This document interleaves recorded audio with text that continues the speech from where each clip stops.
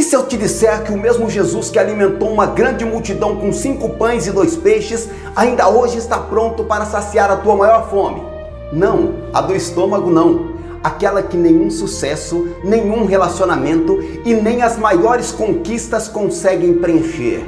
Ei, você já parou para pensar? O que é mais assustador? Um Jesus que multiplica pães ou um Jesus que diz: se não comerdes minha carne e beberdes meu sangue, não tendes vida? O que é mais chocante? Uma multidão que corre atrás de pão gratuito ou um mestre que rejeita fãs e só quer discípulos famintos pela verdade e que se comprometam com ela?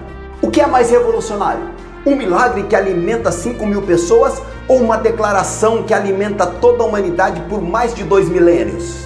Hoje, no capítulo mais polêmico do Evangelho de João, Jesus não vai te dar pão, ele vai dizer: eu sou o pão da vida. Sabia que esse é o único milagre onde Jesus exige mais fé depois do sinal do que antes dele?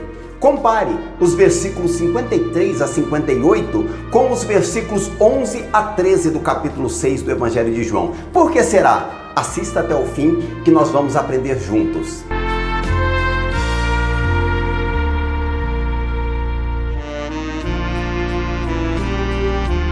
A paz do Senhor, meus irmãos. Pastor Oséias das Virgens aqui, e hoje vamos decifrar o sermão mais polêmico de Jesus, onde pães multiplicados impactaram a humanidade para sempre. E se você está cansado de um evangelho de pão e circo, onde as pessoas só buscam Jesus por milagres e por entretenimento, esta aula vai mudar a sua mente e aguçar a fome da tua alma. Vamos juntos decifrar João 6, o capítulo onde um simples lanche vira o maior sermão de Jesus, milagres atraem multidões, mas só a verdade transforma os discípulos. Cristo oferece muito além de comida, ele se oferece como alimento eterno. Hoje nós vamos ficar sabendo por que o pão físico nunca sacia e qual é o pão que pode saciar. O teste que Jesus fez com os discípulos e ainda faz conosco hoje. Como se alimentar de Cristo na prática, sem misticismo, mas com poder real. O que poucos sabem sobre o capítulo em estudo é que este é o maior capítulo do Evangelho escrito por João, com 71 versículos, e contém as declarações mais contundentes do Mestre. Ele relata o único milagre que é registrado nos 4 evangelhos, mas somente João revela um detalhe explosivo. Muitos discípulos abandonaram o Mestre depois do sermão que sucedeu o milagre, conforme João 6:66. Por quê? Vamos descobrir juntos? Quando esta aula terminar, alguns vão comentar como nunca entenderam tão profundamente Jesus. Outros podem até se desconfortar com a verdade dura que ele diz aqui. De que lado vamos estar? Pegue a sua Bíblia, abra no capítulo 6 do Evangelho que João escreveu e vem comigo nessa jornada onde Cristo não alimenta corpos. Ele ministra um antídoto contra a religiosidade sem propósito. Olha que chocante esse dado. 9 em cada 10 pessoas que consomem conteúdo cristão na internet não deixa nenhuma marca sua, nem like, nem compartilhamento e nem se inscreve no canal. Traduzindo, se servem do pão espiritual, mas não alimentam o próximo. Vamos juntos destruir essa estatística? O conteúdo está te alimentando? Deixe seu like, não leva nem um segundo. Compartilhe, salve alguém que está com fome, se inscreva, garanta o seu pão para a próxima semana. Lembre-se, os únicos que permaneceram com Cristo foram os 12 que recolheram os pedaços, conforme João 6:13. Introdução.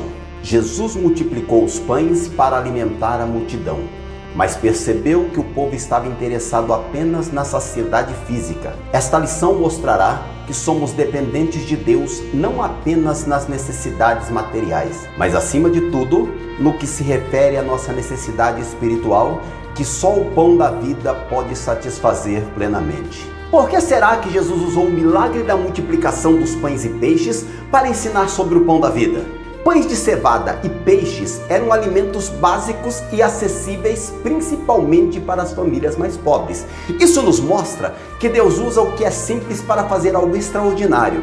Ao realizar esse milagre diante de uma multidão faminta, Jesus revelou que sua missão não era apenas resolver questões físicas, mas apontar para uma necessidade maior, a fome espiritual. Ele conecta o alimento que perece com o pão eterno que dá a vida, ensinando que somente Ele, pode saciar completamente a nossa alma, conforme João 6:27 e também Isaías 55:2. Mas se Jesus sabia que a multidão queria apenas o alimento, por que ele não os repreendeu de imediato e mandou eles ir embora? Jesus não rejeitou a multidão, mesmo conhecendo suas intenções. Ele usa o momento para ensinar uma verdade mais profunda, que o verdadeiro propósito da vida não está nos milagres visíveis, mas na transformação interior. Sua paciência revela o amor divino que instrui, mesmo quem tem motivos equivocados. Ele oferece a todos, até mesmo aos interessados apenas no pão que perece, a oportunidade de conhecer a verdade do pão que permanece. E mesmo que alguns pensem que a multiplicação foi apenas uma lenda para exaltar a Jesus, esse milagre é registrado nos 4 evangelhos, em Mateus 14, em Marcos 6, em Lucas 9 e em João 6. Com detalhes tão específicos quanto os 12 cestos de sobras e as mais de 5.000 testemunhas. A consistência histórica e o propósito teológico, que é apontar Jesus como o provedor divino, confirmam sua veracidade e anulam a possibilidade de ser uma lenda. Esse conteúdo está sendo edificante? Edifique outros irmãos e amigos, compartilhe com eles. Primeiro tópico: Jesus, a multidão e o milagre da multiplicação. Primeiro subtópico: a multiplicação de pães e peixes. O milagre registrado nos 4 evangelhos, de alimentar quase 5.000 homens com 5 pães e 2 peixinhos, demonstra o poder de Jesus para suprir necessidades físicas, mas com o intuito de apontar para uma realidade espiritual maior. Por que o relato desse milagre aparece em todos os 4 evangelhos? Por quê? Porque ele tem um forte simbolismo messiânico. Alimentar o povo em um lugar deserto, conforme o relato de Mateus, no capítulo 14, versículo 15 do evangelho que ele escreveu, remete à provisão do maná no deserto de Êxodo 16, apontando Jesus como o profeta predito por Moisés, lá em Deuteronômio capítulo 18, versículo 15. O milagre revelou o caráter divino de Cristo e seu cuidado completo, físico e espiritual com o ser humano. Além disto, ao mandar recolher as sobras, nos ensinou sobre evitar o desperdício, pois poderia surgir o pensamento: podemos destruir, pois o Senhor está conosco e pode prover no momento que precisarmos. Mas apesar da sua provisão ser abundante, é sagrada. Aprendamos a dar valor às bênçãos de Deus. E o milagre? Foi real ou apenas simbólico? Ou foi uma pastilha disfarçada de milagre, como alguns afirmam? O texto bíblico afirma com clareza que o milagre foi literal. Está registrado na leitura bíblica em classe. Além disso, a multiplicação é descrita com detalhes: o número de pessoas, 5.000 homens, os alimentos disponíveis, 5 pães e 2 peixes, a distribuição na qual a Bíblia enfatiza em Mateus 14:20 que todos comeram e se fartaram, e a sobra em 12 cestos, algo que é impossível acontecer sem intervenção sobrenatural. Negar esse milagre é negar o poder criador de Deus revelado em Cristo, conforme Colossenses 1:16 e João 1:3. Segundo subtópico: o milagre. Sendo o único milagre mencionado nos 4 evangelhos, a multiplicação foi uma manifestação do poder ilimitado de Jesus ao alimentar uma imensa multidão composta por homens, mulheres, jovens e crianças que o seguiam. Revela o poder criador e divino de Jesus, diferente dos milagres de cura e de outros tipos. Por que será que ao invés de Jesus orar pedindo um milagre, ele somente deu graças a Deus antes de repartir os pães e peixes? Jesus, mesmo sendo o Verbo encarnado, nos deixa aqui 2 lições.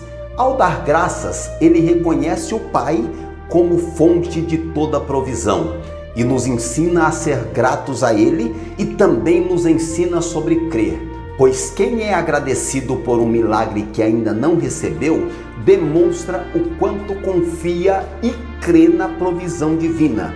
E esse dependente confiante de Deus não murmura, não reclama, não se impacienta, mas confia que no momento certo Deus proverá.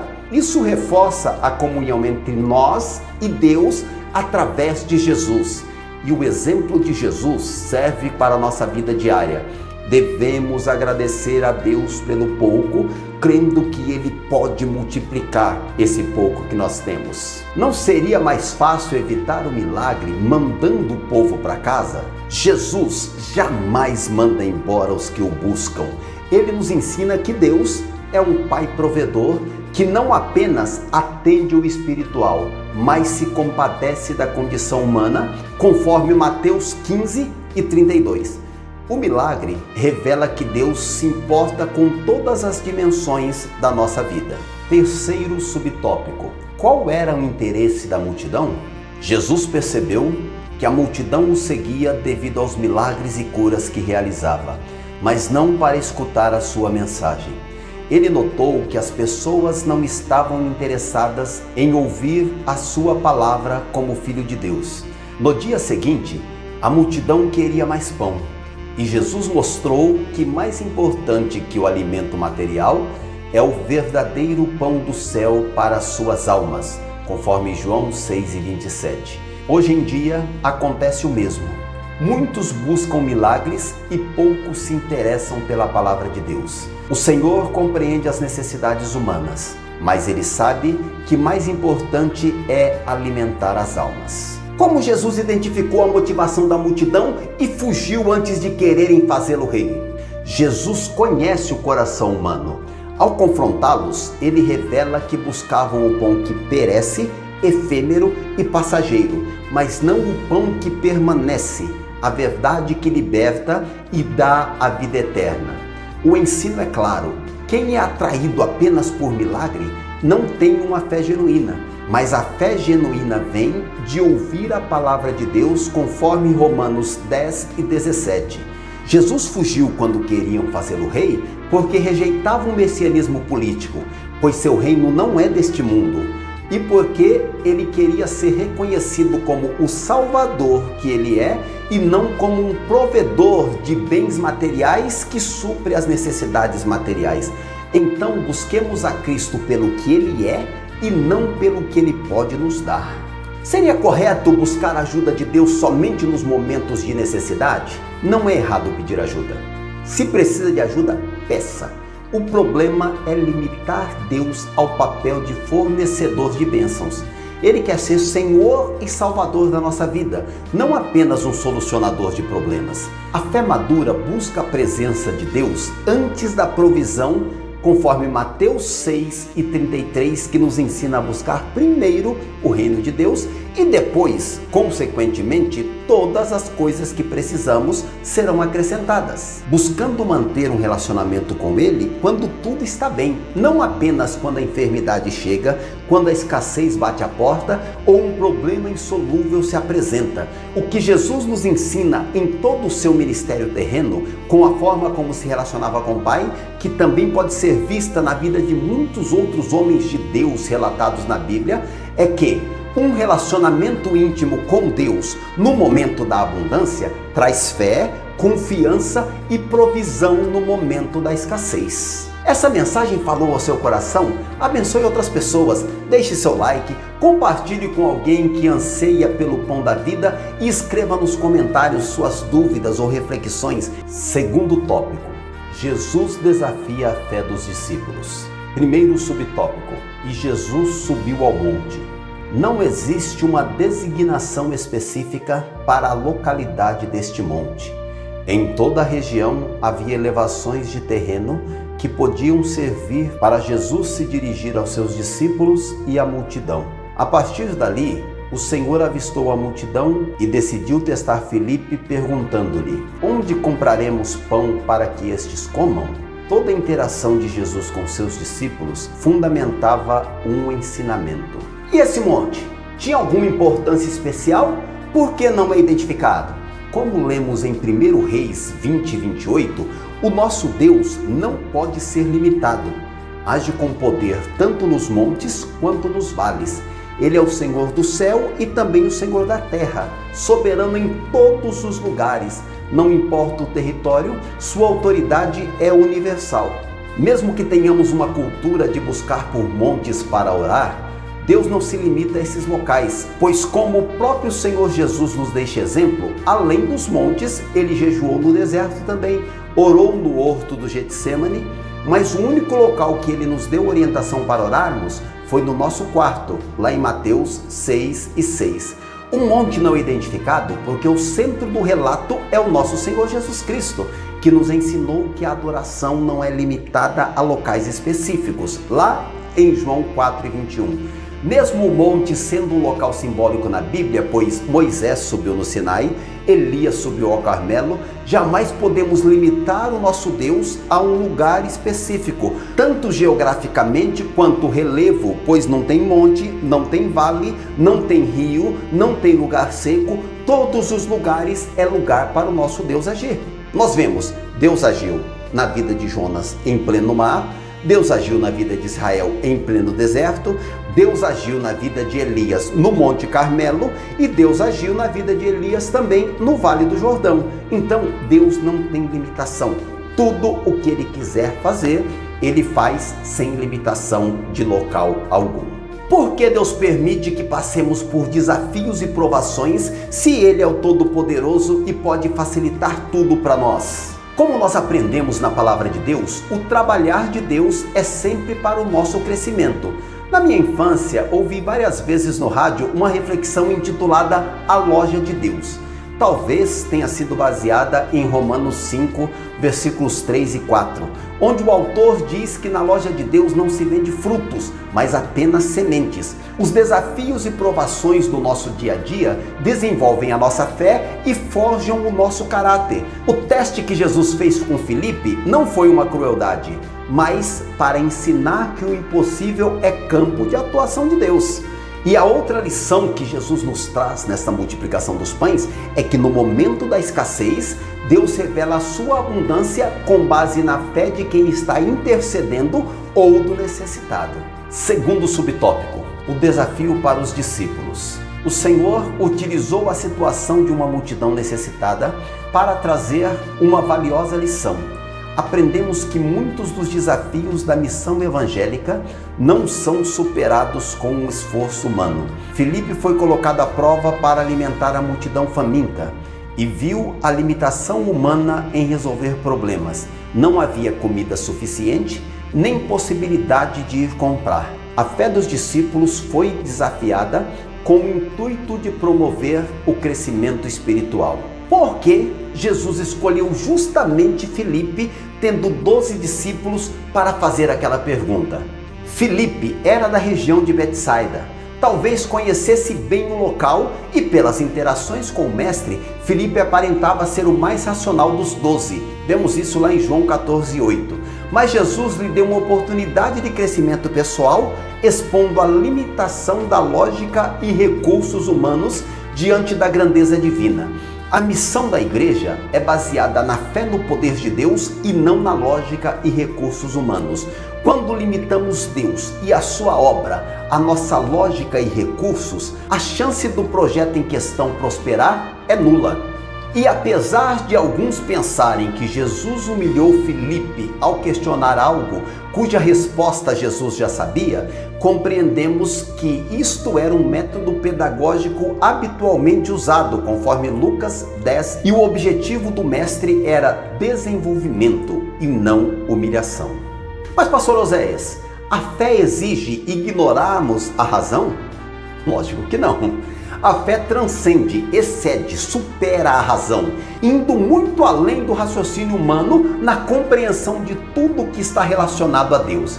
Mas a relação entre elas, apesar de complexa, pode ser complementar. Sabemos que é a partir do ouvir a palavra de Deus que a fé salvífica se desenvolve no coração humano, conforme Romanos 10 e 17. Filipe calculou e concluiu que era impossível. Normal, Filipe era humano como nós somos, mas a fé definida lá em Hebreus 11:1, como sendo o firme fundamento das coisas que se esperam e a prova das coisas que não se veem, é confiar quando os cálculos humanos apontam a impossibilidade. É agir com base na palavra, confiando no poder de Deus e não apenas nos dados disponíveis. A fé se desenvolve através de situações como a que Filipe viveu. Terceiro subtópico: uma lição de provisão. Um rapaz trazia consigo o lanche da tarde. Jesus pegou os 5 pães e 2 peixes, deu graças ao Pai e realizou um milagre de multiplicação. Assim, todos comeram até se saciar. Foram necessários cestos para distribuir os pães e os peixes à multidão e guardar o que restou. Deus nos surpreende com soluções extraordinárias, manifestando seu poder de provisão. Por que o lanche de um rapaz foi usado no milagre? Deus usa o improvável para realizar o impossível. Assim como aconteceu com o profeta Elias, relatado em 1 Reis 17:10-16, que durante uma boa parte dos 3 anos e meio de seca e escassez extrema, foi alimentado por uma viúva pobre da cidade de Sarepta, que também foi beneficiada pelo milagre com a multiplicação da farinha da vasilha e do azeite da botija. A generosidade e a simplicidade do menino ao oferecer seus 5 pães pequenos de cevada e 2 peixinhos foram canais para um milagre coletivo. Isso nos mostra que todos, independente da idade, status, posição social ou religiosa, pode ser instrumento de Deus quando Ele quer agir. Mas não seria egoísta Jesus alimentar somente as pessoas que o seguiam? O convite era aberto a todos. Ninguém era excluído. Da mesma forma, Deus nunca força ninguém a segui-lo. Ele convida todos respeitando o seu livre-arbítrio. Os convites de Jesus sempre buscam a voluntariedade dos seus ouvintes. Nunca existe obrigatoriedade para fazer nada para Deus, inclusive em sua obra. Tudo que nós fazemos, fazemos voluntariamente. Isso também revela que a verdadeira provisão vem de estar com Cristo, pois Ele tem poder para nunca nos deixar faltar nada. Além de que, seguir a Cristo implica em priorizar o que é espiritual, conforme Jesus ensinou em Mateus 6:33, buscando primeiro o reino de Deus e todas as demais coisas nos são acrescentadas. Está curtindo esse assunto? Então já deixe o seu like, mande para alguém que precisa ouvir isso e comenta aqui o que você achou ou quer perguntar. Terceiro tópico: Jesus, o pão que desceu do céu. Primeiro subtópico: qual é o real interesse da multidão?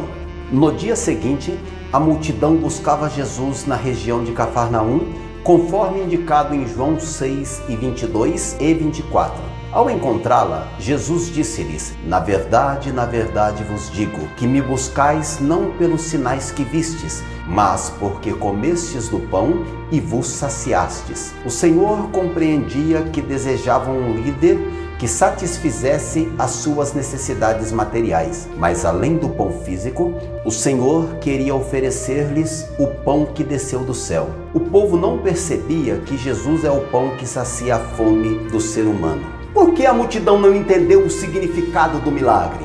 Todos os que têm uma visão materialista e imediatista não têm fé para entender e aceitar o agir de Deus.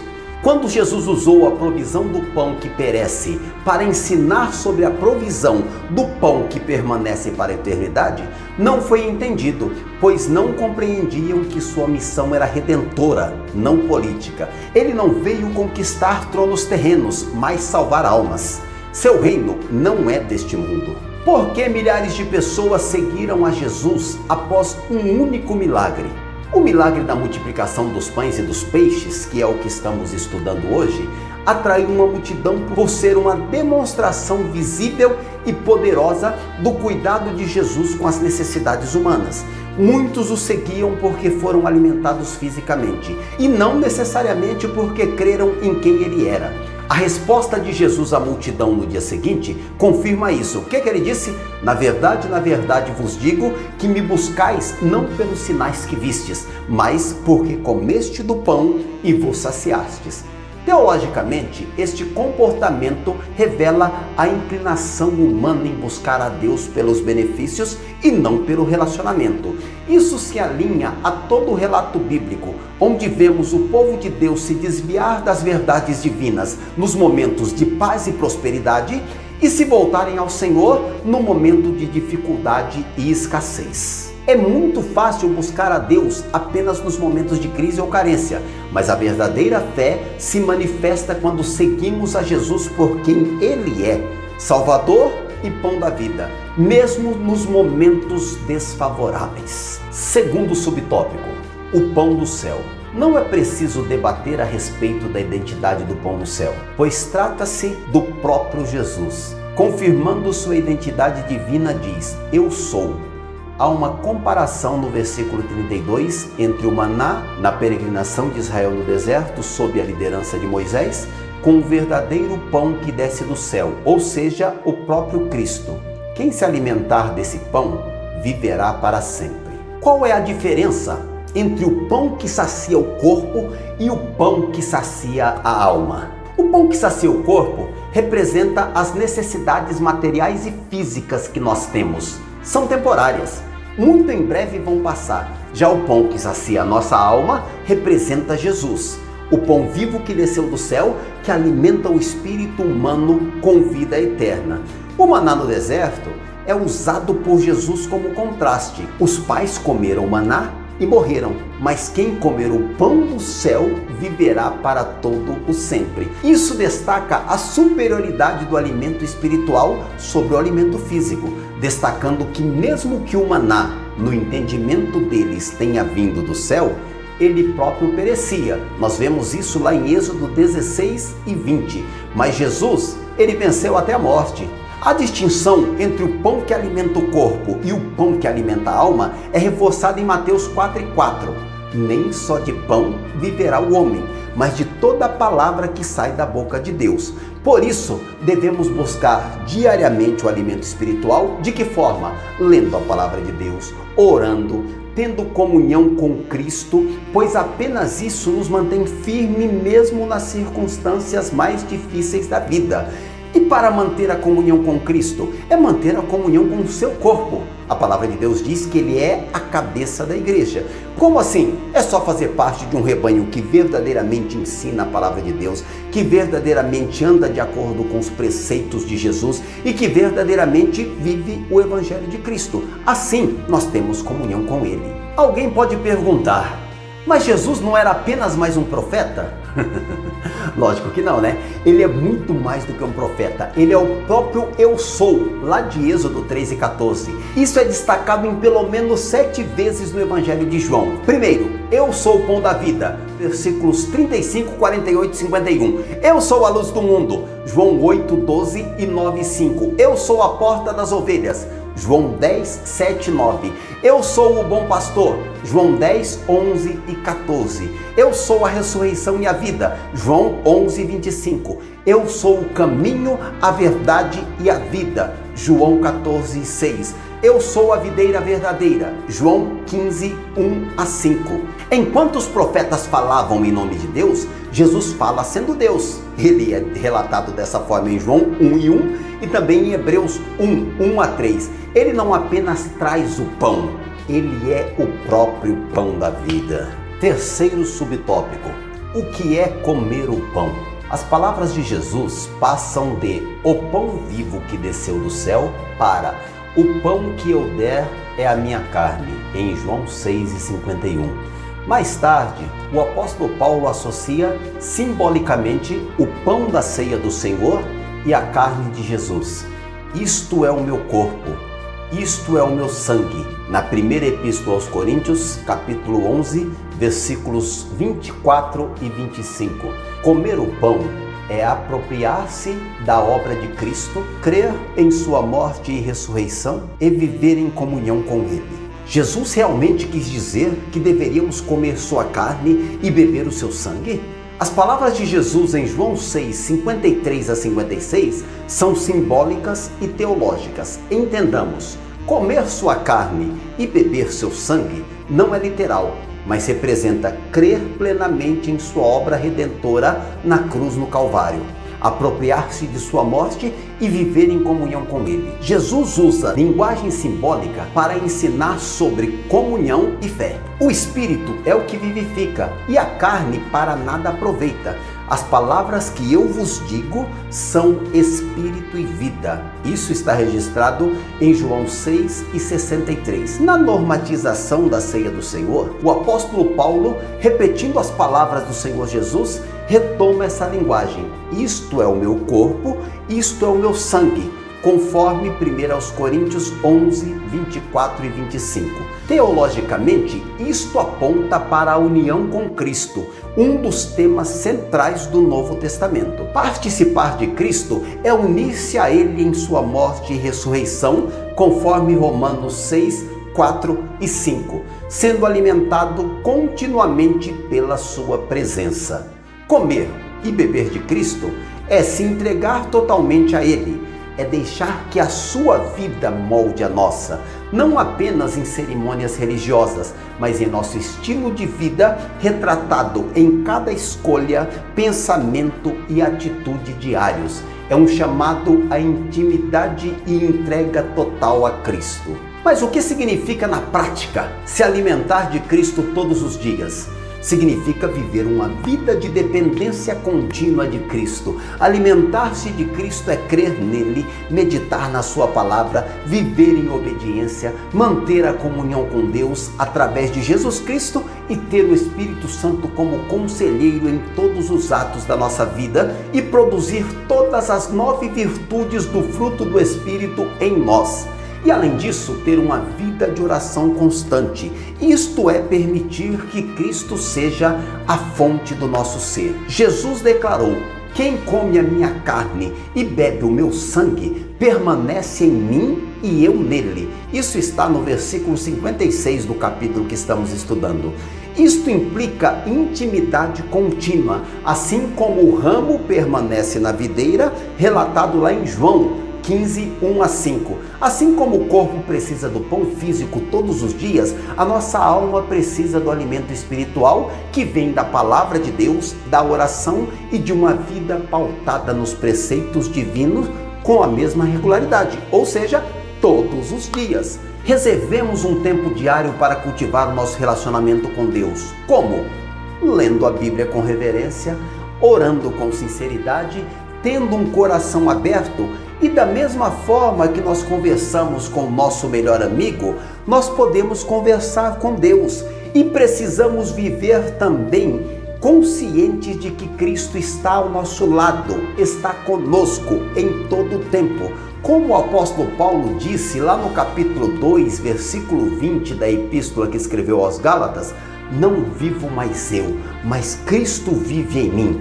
Essa é a prática de quem se alimenta em todo o tempo do pão da vida. Se o pão da vida está te alimentando através dessa aula, espalhe esse alimento. Curta, compartilhe, escreva nos comentários o que tocou o seu coração e todas as semanas nós estamos aqui com novas aulas. Conclusão: Jesus é o pão da vida e se ofereceu por nós. Aqueles que se alimentam da sua palavra satisfazem a sua fome espiritual e recebem a vida eterna. É um alimento inextinguível que nos nutre para sempre. Não devemos limitar-nos ao alimento material, em sua função relevante, porém passageira. Busquemos o alimento celestial que traz vida em abundância eternamente. Como um milagre de 2000 anos atrás pode trazer solução para a fome espiritual do século 21? O milagre da multiplicação dos pães, registrado em João 6, não foi apenas um evento histórico, foi um sinal, como o próprio evangelista João define no versículo 14, com implicações espirituais eternas. Jesus não apenas supriu a necessidade física de uma multidão, mas revelou a si mesmo como sendo o pão da vida, o único capaz de satisfazer a fome espiritual de todas as gerações. A fome espiritual da humanidade no século 21 não é nova. Ela é uma consequência da queda no Éden, registrada em Gênesis 3. Consequência esta que deixou no ser humano um vazio existencial que nenhum pão terreno consegue preencher. Ao multiplicar pães físicos e em seguida declarar: eu sou o pão da vida, aquele que vem a mim não terá fome, lá no versículo 35, Jesus aponta para si mesmo como o cumprimento do anseio humano mais profundo: reconciliação com Deus e vida eterna. O pão multiplicado naquele dia apontava para sua própria carne, entregue lá na cruz no Calvário, como ele afirma no versículo 51. O pão que eu der é a minha carne que eu darei pela vida do mundo. Esse milagre é uma tipologia da ceia do Senhor, uma antevisão do sacrifício redentor da cruz do Calvário. Assim como o maná no deserto sustentou o povo de Israel temporariamente, Cristo, o verdadeiro pão do céu, sustenta espiritualmente todo aquele que crê e está caminhando para o céu, hoje e também aqueles que creram ontem e os que crerão no amanhã até a vinda de Cristo. O escritor aos Hebreus, lá no versículo 8 do capítulo 13 da sua epístola, afirma que Jesus Cristo é o mesmo ontem, hoje e eternamente. Portanto, o Cristo que alimentou milhares há 2 milênios continua sendo eficaz o suficiente para saciar a alma humana hoje. Sua morte sacrificial na cruz, sua ressurreição e sua palavra não envelhecem nem perdem o valor. Pelo contrário, são eternamente relevantes e poderosas para transformar vidas em qualquer lugar e em qualquer tempo. A promessa que Deus fez usando o profeta Isaías ainda ecoa nos dias atuais: inclinai os vossos ouvidos, vinde a mim e ouvi, e vossa alma viverá. Isso está registrado lá em Isaías 55, na parte A do 3º versículo. Mas mesmo que a quantidade de discípulos proclamando o Evangelho de Cristo, o pão da vida, nos dias atuais, seja quase inumerável, muitos rejeitam esse pão. A oferta é universal, ou seja, é para todos, mas a aceitação é pessoal. Cada um decide por si. A fome espiritual persiste onde não há fé, arrependimento e busca sincera. Mas como essa fome espiritual se manifesta? Em forma de ansiedade, solidão, desespero e vazio existencial. Nenhuma filosofia, ideologia, bem material ou entretenimento preenche o vazio que a alma humana tem e é do tamanho de Deus. Somente Jesus, o pão da vida, pode restaurar o ser humano em sua totalidade.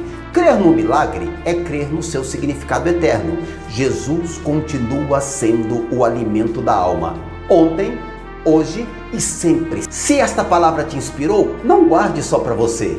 Curta, compartilhe com alguém que precisa conhecer o pão da vida e deixe aqui a sua pergunta ou testemunho. Hoje aprendemos que Jesus não é apenas um operador de milagre, mas ele é o próprio pão do céu, para nutrir a alma humana e conceder a vida eterna. Quero te convidar a refletir. Você tem buscado o pão que sacia apenas o corpo ou tem buscado também o pão que sacia a alma? Muitos seguem a Jesus apenas quando estão em necessidade, assim como aconteceu com a multidão. Mas o verdadeiro discipulado é reconhecer que Ele é essencial todos os dias, em toda e qualquer circunstância. Comer o pão da vida é viver em comunhão com Cristo, crer em sua obra e obedecer a todos os seus ensinos. O que preciso mudar na minha vida para me alimentar de Cristo continuamente? Se abandonarmos a superficialidade espiritual e buscarmos intimidade com Deus, lendo a palavra, orando com sinceridade, fazendo parte de um rebanho que realmente se alimente de Cristo e de sua palavra, participar da Santa Ceia do Senhor com a consciência de alguém que está digno a participar dela e viver em arrependimento, se fizermos isso, com certeza estaremos nos alimentando de Cristo continuamente. Mas como eu posso saber que Deus está se agradando da minha vida espiritual? A resposta está na frutificação espiritual. Quando nós manifestamos as 9 virtudes do fruto do Espírito, que são amor, alegria, paz, paciência, bondade, fidelidade, mansidão, amabilidade e domínio próprio, isto revela que o pão da vida está nos nutrindo de verdade. E quando não está acontecendo isso?